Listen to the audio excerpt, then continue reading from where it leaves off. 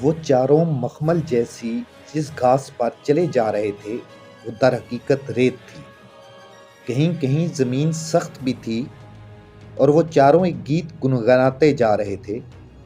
دونوں لڑکیاں ان سے چند قدم پیچھے گھوڑوں پر جا رہی تھیں۔ ان کا رخ ترکمان کی طرف نہیں تھا جہاں سلطان ایوبی کی فوج تھی اور جوان چاروں چھاپا ماروں کی منزل تھی، بلکہ ان کا رخ عیسیات کے قلعے کی طرف تھا جہاں حشیشین کا سردار شیخ سنان رہتا تھا۔ الناصر اور اس کے ساتھیوں کو کچھ علم نہیں تھا کہ وہ کدھر جا رہے ہیں۔ ان کا یہ احساس مردہ ہو چکا تھا کہ وہ جا نہیں رہے، انہیں لے جایا جا رہا ہے۔ ان کے پیچھے پیچھے جاتی لڑکیاں آپس میں باتیں کر رہی تھیں۔ یہ باتیں چھاپا ماروں کے کانوں تک نہیں پہنچ رہی تھیں۔ سورج غروب ہو چکا تھا۔ تم کہتی ہو کہ رات کہیں قیام نہیں کریں گے؟ چھوٹی لڑکی نے بڑی سے کہا۔ کیا یہ چاروں رات بھر پیدل چل سکیں گے؟ تم نے پانی میں انہیں حشیش کی جو مقدار پلائی ہے اس کا اثر کل شام تک رہے گا، بڑی لڑکی نے کہا، اور میں نے انہیں جو کھلایا ہے وہ تم نے دیکھا ہے۔ ان سے تم بے فکر ہو جاؤ، مجھے امید ہے کہ سورج نکلنے سے پہلے ہم عیسیات پہنچ جائیں گے۔ میں تو انہیں دیکھ کر ڈر گئی تھی، چھوٹی لڑکی نے کہا۔ یہ تمہارا کمال ہے کہ تم نے ان پر قابو پا لیا اور ان پر ظاہر کیا کہ ہم جنات ہیں۔ یہ مسلمان جنات کے وجود کو مانتے ہیں۔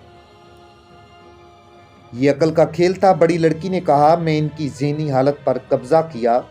ان کے چہرے اور ان کی چال ڈال دیکھ کر میں سمجھ گئی تھی کہ سلطان ایوبی کے فوجی ہیں اور راستے سے بھٹک گئے ہیں۔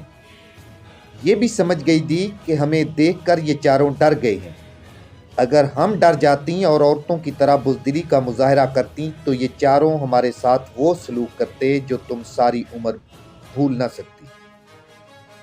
اس ویرانے میں کسی کو ہم جیسی لڑکیاں مل جائیں تو وہ انہیں بہنیں اور بیٹیاں نہیں سمجھا کرتا۔ میں نے ان کی جسمانی حالت دیکھی، پھر میں نے مسلمانوں کی یہ کمزوری سامنے رکھی کہ جنات کے معاملے میں یہ قوم توہم پرست ہے۔ میں نے اپنے آپ کو جن بنا لیا۔ اس جہنم میں ہم جیسی لڑکیوں کی موجودگی کو ان کی عقل تسلیم نہیں کر سکتی تھی۔ ہمیں وہ تصور سمجھ سکتے تھے یا جنات میں۔ ان سے میں نے اندازہ لگایا کہ اس سے انہیں یقین ہو گیا کہ ہم جنات میں سے ہیں۔ اس قوم کی جذباتی کمزوریوں سے میں واقف ہوں۔ تمہیں ابھی بہت کچھ سیکھنا ہے، ذرا جلدی سیکھ لو۔ ہم نے سیف الدین جیسے چالاک آدمی کو اپنے اشاروں پر نچا دیا ہے، یہ تو صفائی ہے۔ معلوم نہیں میں کیوں اس فن میں کامیاب نہیں ہو رہی، چھوٹی لڑکی نے کہا۔ میرا دل ساتھ نہیں دیتا۔ کوشش کرتی ہوں کہ تم جیسے کمالات دکھا سکوں، لیکن دل سے آواز آتی ہے کہ یہ فریب ہے۔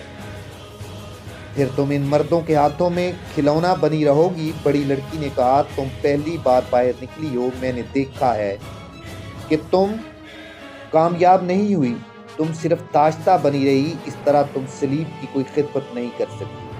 تم اپنے جسم کو وقت سے بہت پہلے بوڑھا کر لو گی اور یہ مرد تمہیں اٹھا کر باہر پھینک دیں گے۔ ہمارا مقصد یہ نہیں کہ مسلمان امراء اور حکمرانوں کے لیے تفریح کا سامان بنے، ہمیں ایک جادو بن کر ان کی عقل پر غالب آنا ہے۔ ان چاروں فوجیوں میں تم نے توہم پرستی کی جو کمزوری دیکھی ہے وہ ہمارے صلیبی استادوں اور یہودیوں نے پیدا کی ہے۔ تم نے دیکھ لیا میں نے انہیں کتنی جلدی اپنے قبضے میں لے لیا۔ میں نے ان چاروں سے ایک بات کہی، یہ مجھے میرے استاد نے بتائی تھی، وہ یہ تھی کہ انسان ایک لذت کی پیداوار ہے اور ہمیشہ اسی لذت کا خواہاں رہتا ہے، خواہش کو دبانے کی کوشش بھی کرتا ہے۔ ہمارا مقصد یہ ہے کہ مسلمانوں میں لذت پرستی ابھاری جائے، کیونکہ یہی انسان کی وہ کمزوری ہے جو اسے تباہی تک پہنچاتی ہے۔ تمہیں وہ رات یاد نہیں جب سیف الدین نے ہماری موجودگی میں اپنے ایک سالار سے کہا تھا کہ وہ اس پر غور کرنا چاہتا ہے کہ صلاح الدین ایوبی سے صلح کر دی جائے؟ میں نے اسی رات اس کے دماغ سے یہ خیال نکال دیا تھا۔ عیسیات پہنچ لیں تو یہ استادی مجھ میں بھی پیدا کرو، چھوٹی لڑکی نے کہا۔ مجھے اس کام سے نفرت سی ہوتی جا رہی ہے۔ میں نے مسلمان حکمرانوں کا کھلونا بنی ہوں۔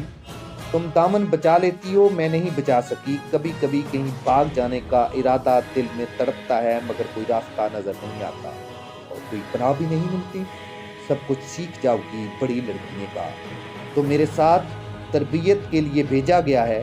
میں نے تمہاری کمزوریاں دیکھ لی ہیں، یہ دور ہو جائیں گی۔